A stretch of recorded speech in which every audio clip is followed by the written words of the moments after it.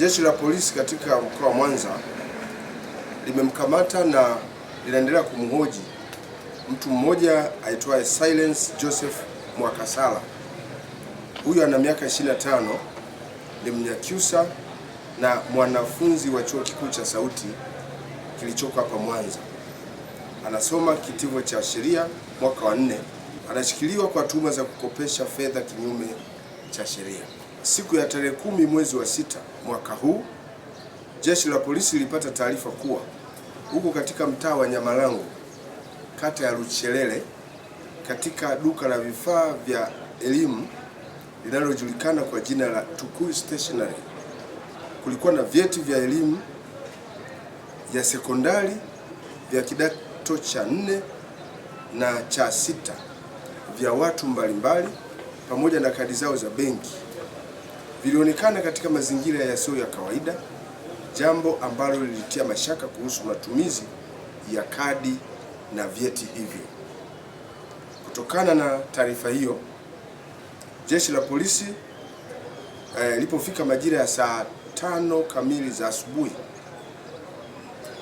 walielekea katika eneo la tukio hilo na kufanikiwa kumkamata Bwana Silence Joseph Mwakasala ambaye ndiye mmiliki wa stationery hiyo. Baada ya kumkamata, walifanya upekuzi ambao ulizingatia taratibu zote za kisheria.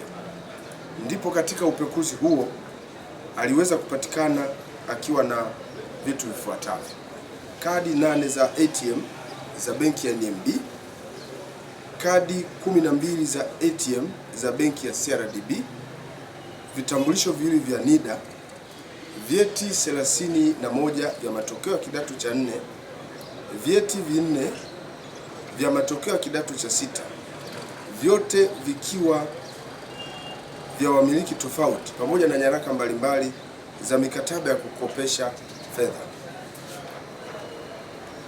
Kuhusiana na nyaraka hizo, mtuhumiwa alipohojiwa alieleza kuwa licha ya kuwa ni mwanafunzi wa chuo cha Sauti, pia amekuwa akijihusisha na biashara ya ukopeshaji wa fedha kwa wanafunzi na wakazi wengine wa eneo hilo, huku akichukua nyaraka za wateja wake kama dhamana ya mikopo yao. Pamoja na nyaraka hizo, jeshi la polisi liliweza pia katika upekuzi huo kuzikamata hard disk 5, flash 2, notebook 1, simu 7 za aina mbalimbali, vyote vikiwa ni mali ya Silent Joseph Mwakasala, navyo pia vimeshikiliwa kwa ajili ya uchunguzi zaidi. Jeshi la polisi linaendelea kufanya uchunguzi wa kina kuhusiana na tukio hili kwa kushirikiana na mamlaka nyingine za kiuchunguzi, na hatua za kisheria zitachukuliwa mara upelelezi utakapokuwa umekamilika. Kutokana na tukio hilo, tunatoa wito kwa wafanyabiashara hasa wanaofanya hizi shughuli za kukopesha fedha kuzingatia sheria, kanuni na taratibu zinazoongoza biashara hiyo. Kwa hiyo mtuhumiwa huyo alikamatwa na ameshikiliwa katika vituo vyetu vya polisi, kituo cha polisi hapa Central, kwa mahojiano zaidi kuhusiana na tukio hilo.